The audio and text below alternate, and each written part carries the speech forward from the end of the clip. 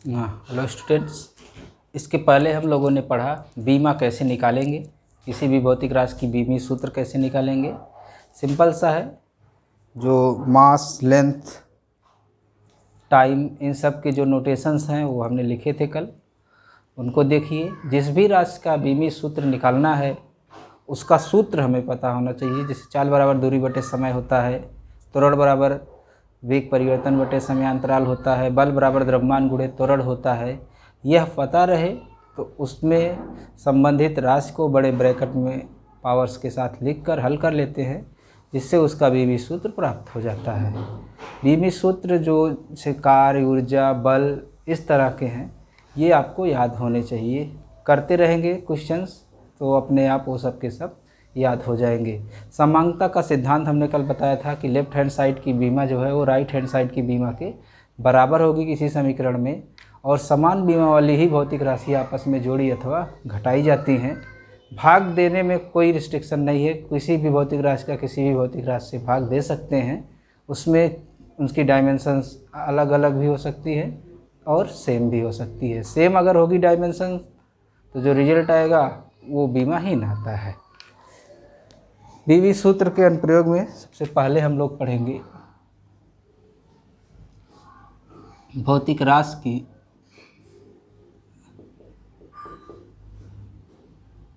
एक पद्धति से दूसरे पद्धति में आंकिक मान ज्ञात करना। एक पद्धति से दूसरी पद्धति में आंकिक मान या परिवर्तन सीधे करिए। कोई भी भौतिक राशि होगी, उसकी एक बीमा होगी, उस बीमा की सहायता से हम उसका मात्रक ज्ञात कर सकते हैं। एक भौतिक राशि का एक पद्धति का मतलब उसको हम प्रथम पद्धति कहते हैं। प्रथम पद्धति में भी आंकिक मान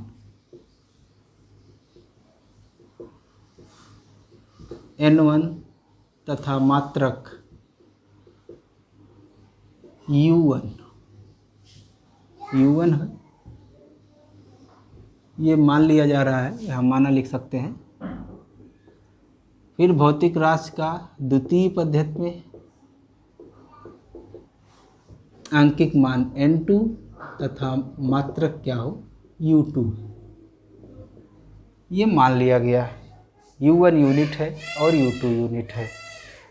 भौतिक राशि की बीमा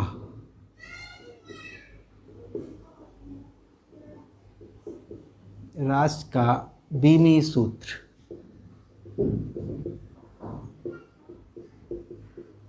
मान लीजिए MA, L पर B और T पर C। जनरली ये तीन ही यूज होते हैं, चौथा अगर रहेगा उसी में उसकी पावर D कर लेंगे, पर सामान्यतः यही यूज होते हैं तीन, M, L और T। प्रथम पद्धति में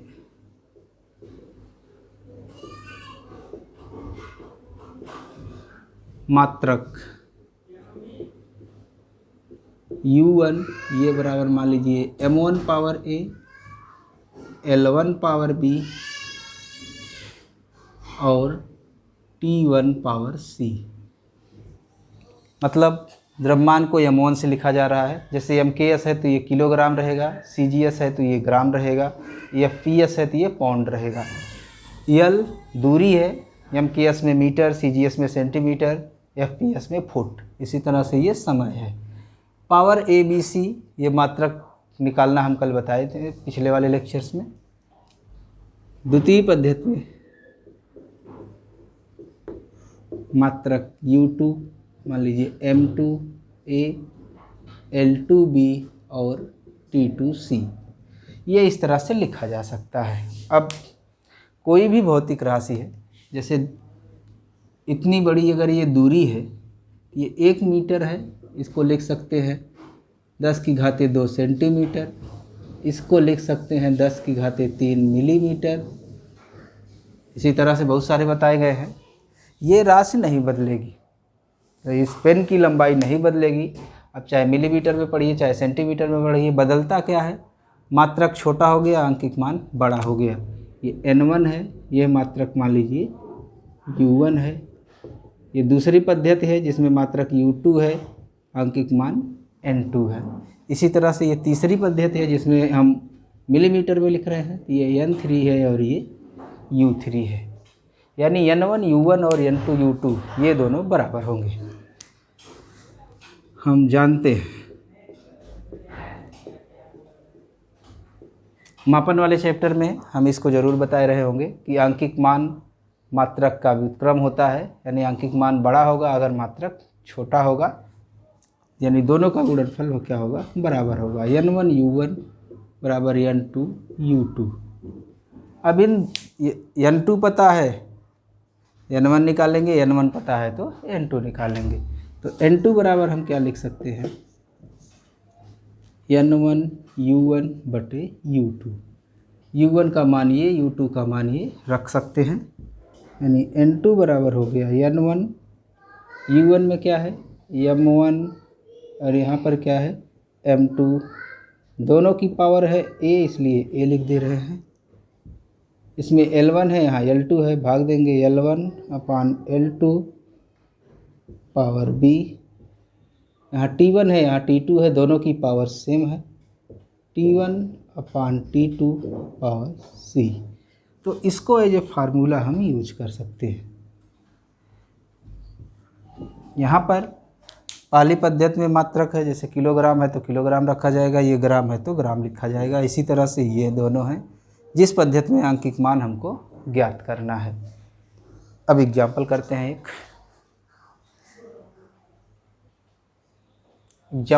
हैं, एक जूल को अर्ग में बदलिए। तो जो जूल है सॉल्यूशन में लिखेंगे, जूल कार्य का मात्रक है, यम के एस पद्धति में।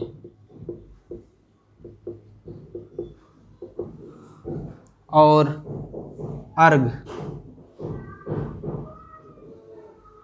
कार्य का मात्रक है CGS पद्धति में। ये दिया रहना चाहिए प्रश्न में, यह आपको पहले से पता होना चाहिए। अक्सर दिया रहता है कि जूल MKS में है और अर्ग जो है वो CGS में है, इस पद्धति में है। तो दोनों पद्धति में यहाँ मीटर सेंटीमीटर, यहाँ सेंटीमीटर होता है, यहाँ किलोग्राम होता है, यहाँ ग्राम, दोनों में टाइम क्या है, सेकेंड है। 1 जूल लिखा है, यानी n1 हमारा कितना है, 1 जूल है।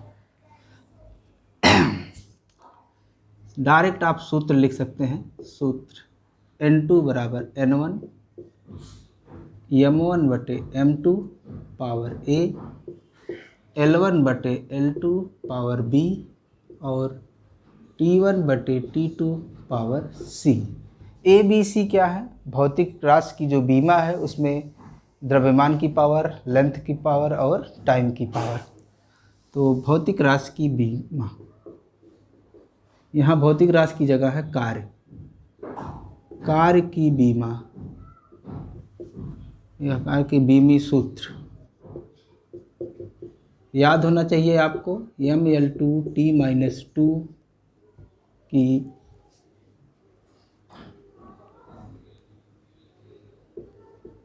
m power a, l power b और t पावर c से तुलना करने पर, इसको चाहे पहले कर लीजिए चाहे बाद में करिए, इस फार्मूले के a बराबर 1, यहाँ 1 है, b बराबर 2 और c बराबर -2, ये आ गया। अब हम सारी वैल्यू इसमें रखेंगे, जो है, जो जिस पद्धति में है उसको रखेंगे। n2 हमको पता करना है, यानी दूसरी पद्धति में CGS पद्धति में क्या आंकिक मान होगा ये पता करना है। n1 1 अर्ग दिया, 1 जूल दिया है, 2 देता 2 रखते, 5 देता 5 दिखते 2। m1 पहले पद्धति में है, पहली पद्धति MKS है मतलब किलोग्राम, दूसरी पद्धति CGS है मतलब ग्राम पावर 1। L1 पहली पद्धति में मीटर, दूसरी पद्धति में सेंटीमीटर पावर 2, सेकेंड बटे सेकेंड, दोनों में सेकेंड है, पावर -2, तो ये 1 हो गया। किलोग्राम और ग्राम 1 किलोग्राम 10 की घाते 3 ग्राम बटे ग्राम। 1 मीटर 10 की घाते 2 मीटर सेंटीमीटर 100 सेंटीमीटर बटे सेंटीमीटर पावर 2। ये तो 1 हो गया।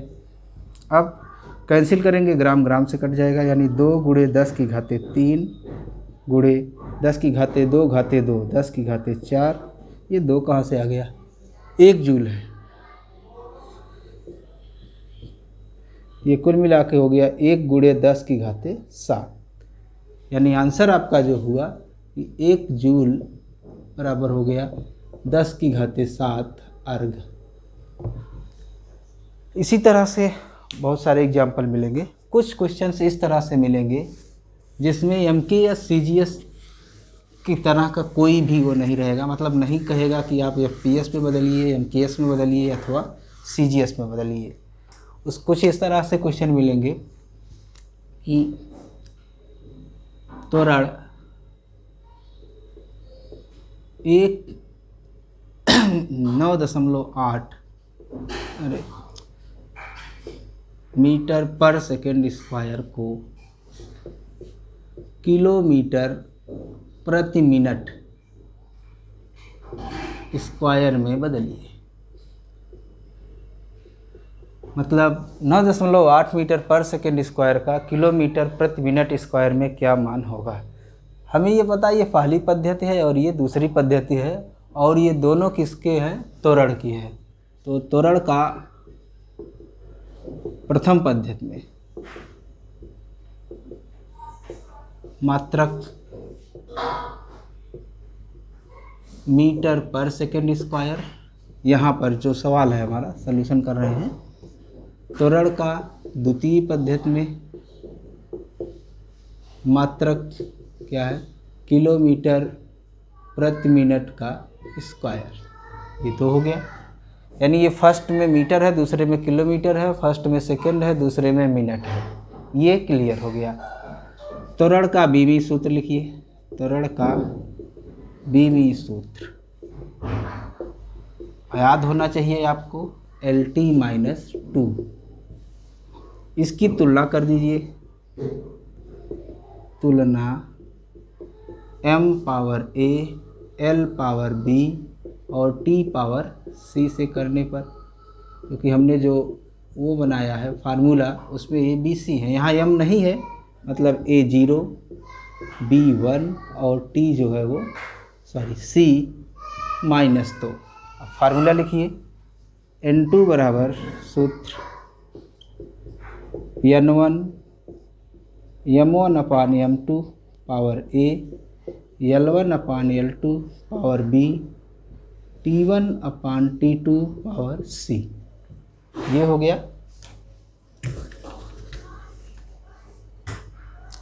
n1 पहली पद्धति में आंकिक मान है, वो है 9.8।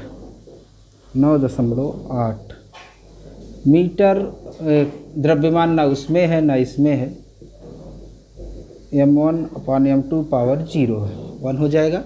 L1 पहले में मीटर है और दूसरे में किलोमीटर है, पावर b का मान है 1। T1 पहले में सेकंड है और दूसरे में मिनट है, पावर है -2। इसी को हल करना है। 9.8 1 हो गया ये। मीटर बटे किलोमीटर, मीटर किलोमीटर को मीटर में बदल दीजिए, 10 की घाते 3 मीटर, पावर 1। सेकंड है, मिनट को सेकंड में बदल दीजिए, 60 सेकंड, पावर -2। तक क्लियर होना चाहिए। मीटर मीटर कटेगा, 10 की घाते 3 नीचे है, ऊपर जाएगा -3 हो जाएगा। 9.8 गुणे 10 की घाते -3 1/60 घाते -2। 1/60 है, इसको 60 कर देंगे, घात जो है वो +2 हो जाएगी। 9.8 गुणे 10 की घाते -3 गुणे 60 घाते 2। 60 की घाते -1 होती है, -1 और -2 मल्टीप्लाई करेंगे +2 हो जाएगा। यानी ये हो गया 9.8 गुणे 10 की घाते -3 गुणे 3600। इसको हल कर लीजिए, जो आएगा वो लिख दीजिए।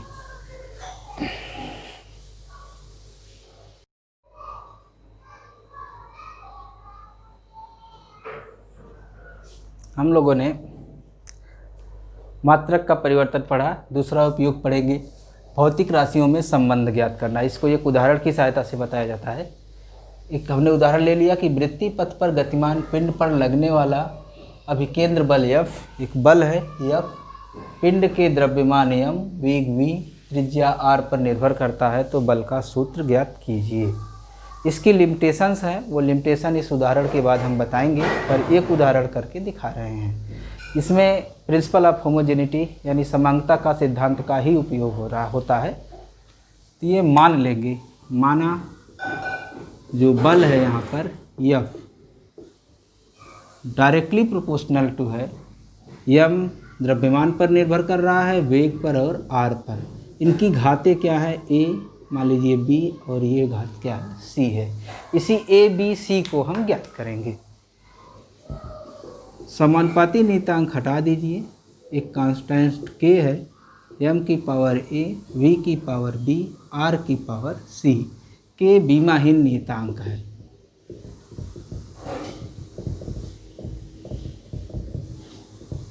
समानुपाती नियतांक है, यानी इसके समानुपाती नियतांक है, और इस बीमा की सहायता से हम k निकाल ही नहीं सकते, क्योंकि k यहाँ पर डायमेंशनलेस है। जैसे 2, 3, 4, 5 log साइन थीटा, जो भी जिस टाइप का है ये नहीं निकाल सकते।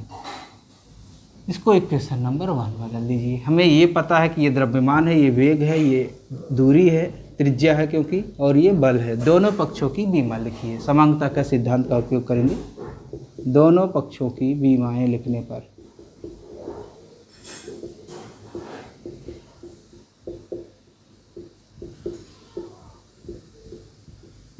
F बल की बीमा ml t-2, ये बीमाहीन है। द्रव्यमान की बीमा m पावर a। वेग की बीमा याद होना चाहिए LT-1 b। त्रिज्या यानी दूरी है, उसकी बीमा l पावर c। m और कहीं नहीं है, तो यानी m पावर हो गया a। यल यहाँ पर है, यहाँ पर है, यहाँ पर 1 है, b आएगा, यहाँ पर भी 1 है तो c आएगा। आधार समान है यल, इसलिए b plus c। t power -1 है, b है और कहीं t है नहीं, पावर -b, सॉरी c, हाँ -b, ठीक। इधर क्या है, mlt-2। दोनों साइड बराबर होंगे अगर सबकी डायमेंशन सेम हो। a कितना होना चाहिए 1, b प्लस c कितना होना चाहिए 1, माइनस b कितना होना चाहिए 2। घातों की तुलना करने पर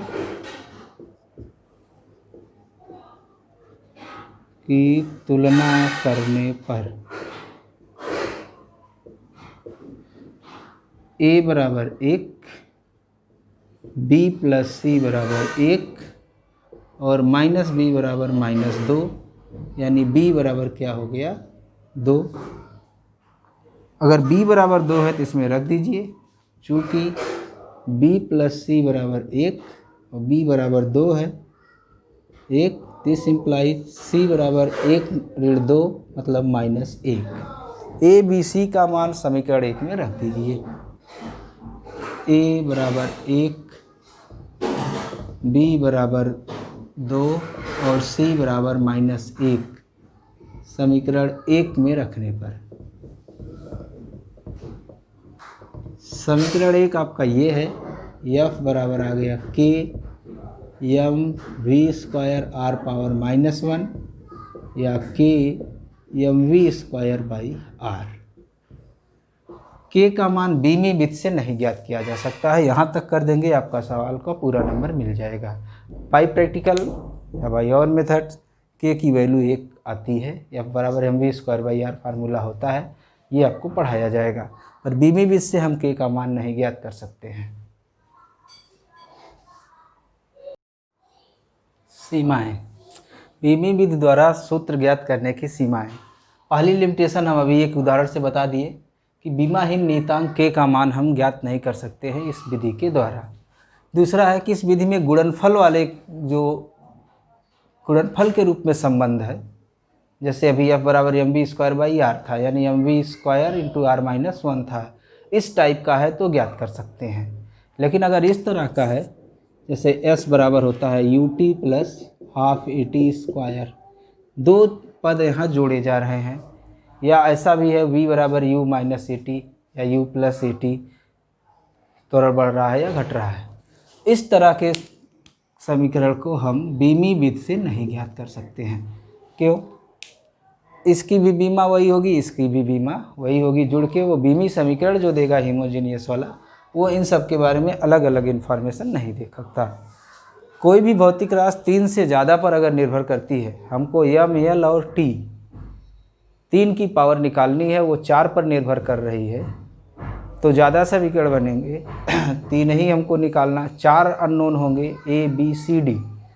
मान लीजिए वो 4 पर निर्भर करती है, x, a, y, b, z, c, u, मान लीजिए d। लेकिन m की पावर, l की पावर और t की पावर, ये 3 ही होंगे। 3 अननोन हैं, 3 हम समीकरण बना सकते हैं, 1, 2, 3, 4 अननोन हैं। जैसे x + y, x - y बराबर दिया रहे, तो यहाँ 2 अननोन है x और y, तो 2 समीकरण चाहिए। 3 अननोन है तो 3 समीकरण चाहिए। इसी तरह से 4 अगर हैं तो 4 समीकरण चाहिए, पर हमारे पास 3 ही हैं, इसलिए चौथा समीकरण हम नहीं बना पाएंगे। यदि चौथा समीकरण बन जाता है तो मान निकाला जा सकता है। यानी सीमा हो गई कि गुणनफल के रूप में रहेगा, 3 ही भौतिक राशियों पर निर्भर करेगा।